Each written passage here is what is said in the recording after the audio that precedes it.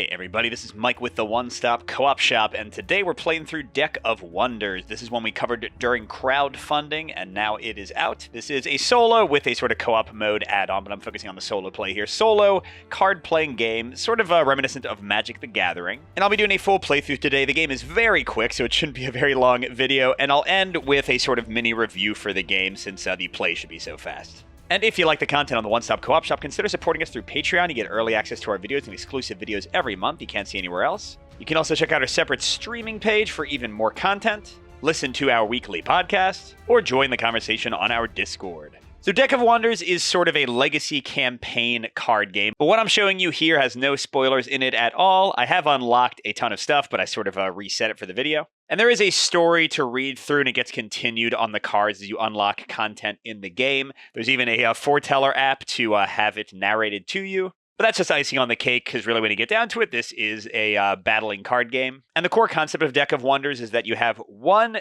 deck, but every card in that deck is double-sided, and you'll draw from the same deck for your cards and for the enemy, but you'll resolve their enemy side when you draw them for the enemy player. But again, in sort of Magic the Gathering style, you're trying to knock down each other's life totals. They do have little health trackers in the game, but I'm just using some Sentinels of the Multiverse things here to kind of show that. And turns are super simple. You'll have a hand of cards. You can play as many as you want, but you're only drawing one card a turn. And many cards will require you to discard other cards to pay for them. That's how they sort of model like stronger abilities. And some cards like this Pixie Mesmerist are units you summon. They have an attack value, the amount of damage they deal to the boss or their minions, have a life value, how much damage they can take. And again, like Magic the Gathering, this is a reset after each round, so you don't have to like track any of their damage. And this is their targeting priority. Higher numbers basically mean that they're blockers for your other units, because the AI will always go for the highest priority unit that it can defeat. And generally, with very few exceptions, there is no blocking in the game. So like if I have this Pixie Mesmerist out, then I can attack the boss with them, even if like they have a bunch of units. Like it's not like units are kind of blocking you from attacking the main summoner person here. Now, like I mentioned, the game has sort of a legacy campaign. These are the first legacy packs you'll see. So they'll give you like little goals to go for. Like, look, this one says, have 2 Forest Trolls, the biggest unit in the basic set, ready on the player side at the same time, or defeat the boss when you have 10 or more health remaining, or once you've done both of the other ones, beat him one more time. And this both continues the storyline, but also unlocks more cards. And technically, this is a deck construction game, because while in this one I am using all of the basic cards for Cullen and like the recommended cards to use against him, there are a ton more cards, and I could, if I wanted to, kind of construct the options for the deck. Although again, whatever I put in there, the boss will also be using, so you have to be careful with that. So let's jump in and look at my cards. You start with 4 in your hand, and on the opponent's first turn, they're going to play 3 cards, and then you kind of just do 1 card at a time, you drawing 1 card and them playing 1 card on your turns. I have 2 copies of this Guerrilla Warfare one, which says if the villain has 2 or more minions in play, draw 2. So I'm not going to play this until they've built up a bit of a force. Hopefully they'll do that right away. I've also got a Baited Trap that I have to discard 1 to play, but lets me destroy any minion in play. And finally, as I already showed, I have this Pixie Mesmerist. She's pretty weak. I could play her right now. The rest don't really do anything. But I find usually on the first turn, it's not that great of an idea to play units, because they will often get killed. You know, there's a lot of like auto killing of minions in this deck. So if I play those out, the boss will just smack me for it. So I'm just going to sit on my 4 cards and let them do their 3. And again, I'm using the bottom of the cards here, so let's see what they get. So first we're playing a Reinforced Dam. This is the one exception to the targeting rule I said. This guy has Taunt. You must destroy this minion before attacking any other minion or villain without Taunt. So he's just going to be blocking for all the rest of their people. It's not great. Then Gust of Wind. Destroy all player minions with 1 base health. We'll see, there you go. Although I guess they had 2 health, so that wouldn't have hurt me. And finally, a Pixie Mesmerist. Same thing I had. 1 attack, 2 defense. Now, player units come in with Summoning Sickness. They're tapped, they're exhausted, whatever you want to call it. So they can't do anything the turn they come out, but that is not the case for the enemy card. So the Reinforced Dam has 0 attack, so they don't really do anything. The Pixie Mesmerist, though, will attack for 1. If I had units, they would only attack those units, attack those minions, if they could kill them. They will ignore units that they cannot kill. So, for example, if my Pixie Mesmerist was out, since their Pixie Mesmerist is only doing 1 damage and she needs 2 to kill, they would ignore her completely and just ping me for 1 damage, which is what they're doing anyway, since I didn't even play her. But yeah, they'll only pay attention to minions that they can kill. And again, looking at if you have multiple ones in play, whichever ones have the most priority. Once I get a few minions in play, which will probably happen pretty soon, you'll see that. At the end of the round, everybody unexhausts on their side, and we go back to me. And my turn is going to be to draw a card, which is Regeneration. If a minion is on top of the discard pile, move it into play exhausted without resolving its card abilities. There is no minion on top of the discard pile yet, and there aren't any strong minions out I'd want to resurrect anyway. But what I am going to play is Guerrilla Warfare. If the villain has 2 or more minions, draw 2. And yes, they do. So I'm going to have a lot of cards this turn. Oh my god, another Guerrilla Warfare? Are you kidding me? And then I got Treant Shepherd. So 3 priority, so less than the Pixie Mesmerist. So if I had both of them in play, the AI would be forced to attack the Pixie before him, so you kind of block for yourself. 3 attack, 3 life. I have to discard a card to play him, but I draw a card after I play him, so he sort of pays for himself. But let's just keep on Guerrilla Warfaring it up. Okay, a Hungry Wolf, another Pixie Mesmerist. Hungry Wolf does great damage, only has 1 life, but 3 priority, so like a Pixie, for example, would block for him. And if you have minions with the same priority, you can decide what order they get attacked in, so like the Treant Shepherd with 3 life could block for the Hungry Wolf. And okay, this is like the silliest drawing ever. Another Guerrilla Warfare. This might be a faster play than I thought. My own Reinforced Dam, which does not have Taunt, but does have 4 priority. So what'll often happen if you have this in front is they'll either kill it first, or if they can't kill it, they'll just hit your main person. And then finally, destroy all minions with 1 base health, which literally the only one that could be played is the Hungry Wolf. So we're not going to worry about that. Okay, let's play a ton of people, because we can. I like to play out bunches of units so that they can like block for each other. So I'll put the Reinforced Dam out. The Pixie Mesmerist is free. No, I'm sorry, all these should be exhausted. Then the Hungry Wolf, the Treant Shepherd. I got to discard and then draw something. I got 2 Pixies. Let's get rid of this Gust of Wind. But then I draw, and I get another Hungry Wolf. Sure. Yeah, this might be the quickest game ever. And another Pixie Mesmerist. Okay. So all of them are untapping. I didn't get a chance to attack with anybody this turn. But next turn, unless they really go big, they're going to be in a world of hurt. Now let's see what they get. Another Reinforced Dam. Okay. But the only person that can attack is the Pixie Mesmerist. 1 attack. My dam has 4 life, so they cannot kill it, so they will ignore it and just take me down to 18. All right, now I get to draw. Got another baited trap, so I can discard 1 to kill a minion. I mean, I guess I could do that to get rid of these Reinforced Dams, but I've got the firepower to attack these people. So units do deal their damage back to each other, so you can be like defeated by retaliatory damage. But I can activate my units in whatever order I want. So let's see. Pixie Mesmerist, 1 attack. Hungry Wolf, 3. 1 dam gone. Pixie Mesmerist again. Hungry Wolf again. 2nd dam gone. And then I could just ignore the Pixie. But you know what? Let's go out of my Treant Shepherd attack. So he does 3 damage to her. Easily enough for her 2 life. She does 1 damage to him. And not enough with his 3 life. So nothing happening. Have not hit the boss yet. But dang if I'm not in a good position to hurt him next turn. And we'll refresh everybody. And let's see what he's going to play. Destroy all... Oh, this one actually sucks. Destroy all player minions with 1 health. Bye-bye, Hungry Wolves. Oh, Duran Duran would be so upset with you. Here we go, though. Kept everybody else, so still in a pretty good spot. And I'll draw my card. Ooh, a Hungry Wolf. Why not? Okay, so I'll bring that out. Now, should I... Not that one. Should I resurrect another Hungry Wolf on top of the discard pile? I mean, usually I like to wait until we get something big on top, like a Treant. But you know what? With how great things are going, why not? So we're going to resurrect this guy. He comes into play exhausted, not resolving any written abilities. But then we can attack 3, 4, 5, getting Cullen, the Spoiled Prince, down to 15. And I should have mentioned there are 3 bosses, and they have like different forms and stuff, so it's really more than 3 bosses. He has the Impatient special ability. Usually we would actually be fighting to 30 health, but he only has 20, and I only have 20. And then he's got Fine, I'll do it myself. If I go through the entire draw pile, he'll start having like retaliation damage against enemies that hit him for 2, and he'll also hit me for 2 at the end of every round.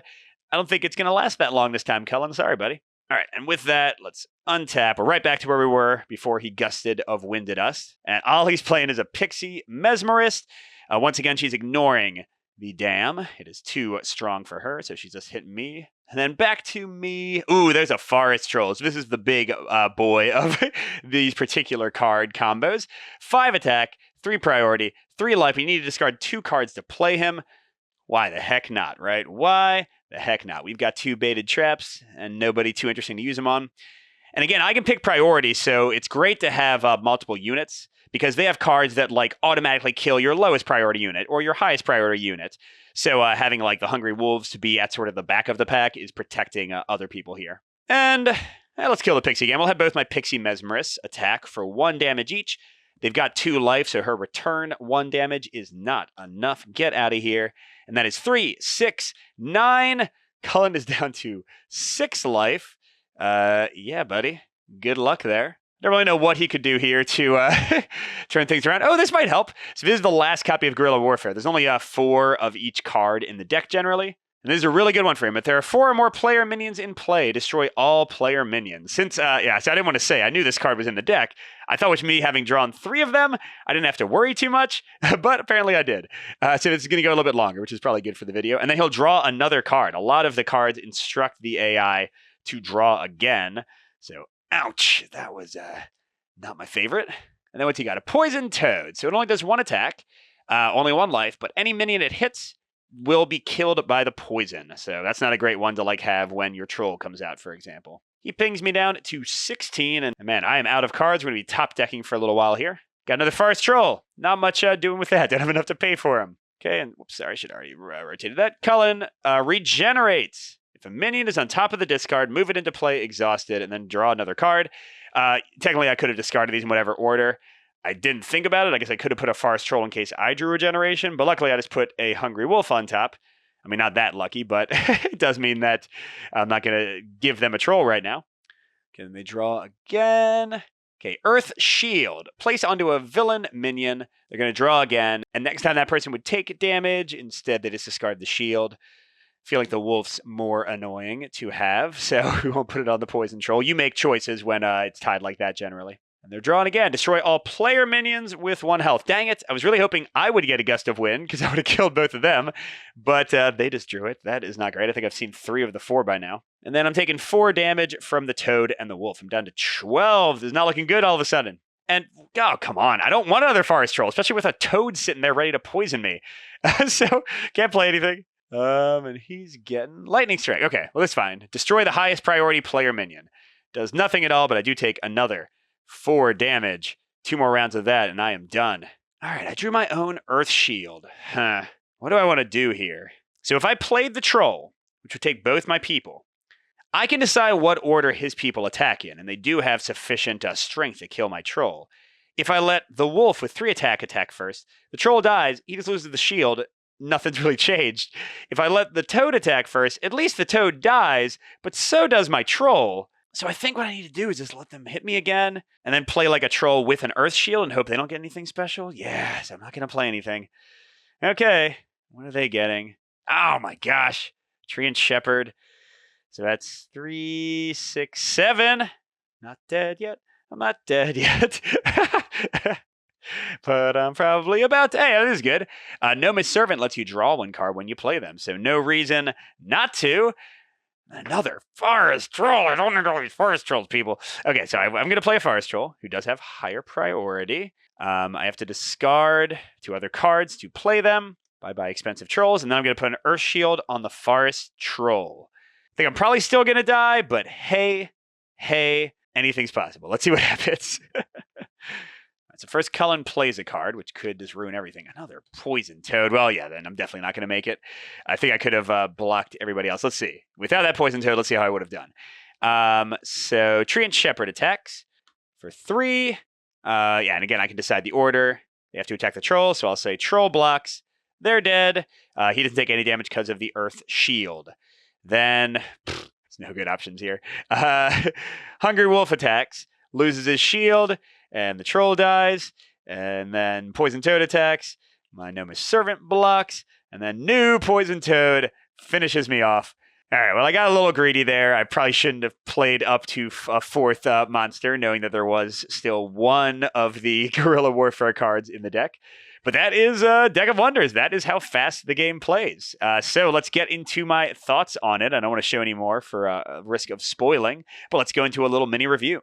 So what is the first big takeaway with Deck of Wonders? And that is, for better or worse, for your preferences, this can feel like top deck the game. And if you don't know that term, top decking, that's when like you're in a competitive card game like Magic the Gathering, and you are in a desperate situation, and you're just hoping that you draw like the perfect card that makes you win, you know, and you're hoping your opponent does not top deck and get the exact card that they need to crush you.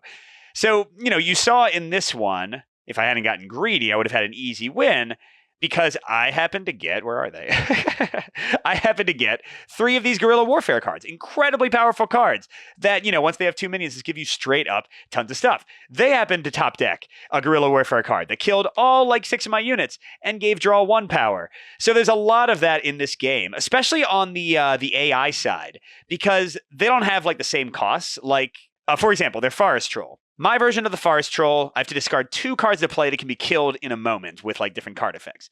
Their version of the Forest Troll, they have to destroy another villain minion, but sometimes they don't have another villain minion, so they can just play it for free. So they can get like a Forest Troll way earlier than anybody else can. So there's a lot of that kind of stuff in it.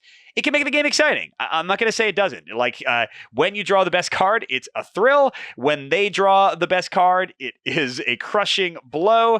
And if you can like come back after those crushing blows, it could be really exciting. Or in the game you just saw where I kind of got a little overconfident, that was pretty fun. But yeah, there is definitely a ton of randomness in this game, a ton of randomness. And if you're not okay with that, like if you're the kind of person who did play Magic the Gathering, which again, this game is very heavily influenced by, if you did play Magic the Gathering and you hated being like mana screwed and not drawing the lands you needed, or you hated when you lost or won because of a top deck because it didn't feel like you had been clever in your plays, this game is like distilling that down to that essence even more. So it's definitely not going to be for everybody. And one thing about that on the enemy side, I think I said this in my preview, but I guess they didn't hear it or they just disagreed, which is fine. But I think they could have made the enemy play a bit more consistent and a bit less swingy. Like, for example, let's say Forest Troll, when you play it, you have to destroy an enemy minion, and it's crushing when they get in, they don't have any minions, and they just get a free troll. If they had something on here that was like, if there is no enemy minion to destroy, draw a replacement card and don't play this troll. I think that would have been great. Similar thing with this. They've got all these cards that let them draw 1, and they're usually the cards that are the toughest for the enemy to get a consistent benefit from. Like this Guerrilla Warfare one only does anything if you have 4 or more minions in play. So a lot of the time, the AI is going to get no benefit from playing it because that won't be the case. But they have this draw 1 effect that happens no matter what. I get why they have the draw 1 effect. It's supposed to be there in case the first effect doesn't trigger, but it feels like a double, kick in the pants if you do trigger both effects. So I wish that like it was an or draw 1, like or if this doesn't resolve draw 1. Again, that's something I think I mentioned during my preview video. So just like some things they could have done to decrease the swinginess that I kind of wish they had done. But yeah, that's like the big thing to be aware of on the potentially negative side. If you don't like that, the game is not going to be for you. But positive sides, and there are a lot of cool things. First of all, I love the art, and I love the double-sided art. I know Steve did like an interview and like some videos and stuff on the streaming channel, kind of focused on this and the illustrator.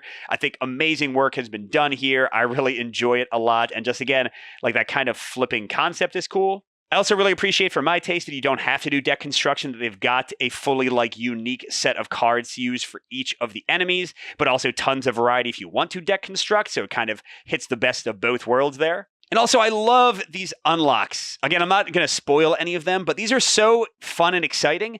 And here's the thing, like to kind of go back to the swinginess. Yes, you can win or lose the game for very like silly reasons and for just like kind of random draws and stuff. But an entire game of this, I don't know, it takes 5 or 10 minutes. It is so fast.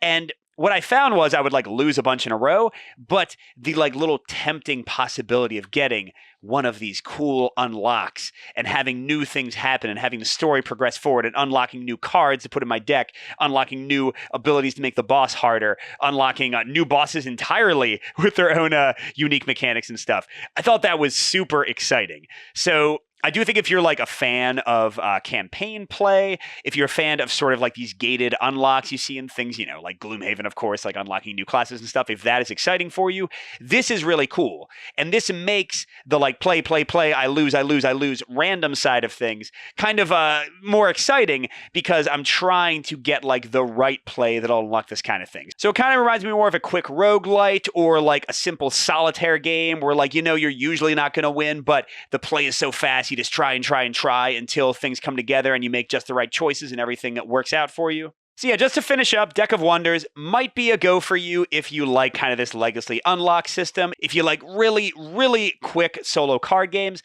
But if you're looking for a game with a lot of strategy, with a lot of clever like card combos, with great balance where it's not going to swing a ton either way and you feel like your fate is fully in your hands, Nah, this is not it. And yeah, I would look elsewhere if you're looking for that specific type of game. Thanks for watching, everybody. Good gaming, and I will see you at the next stop.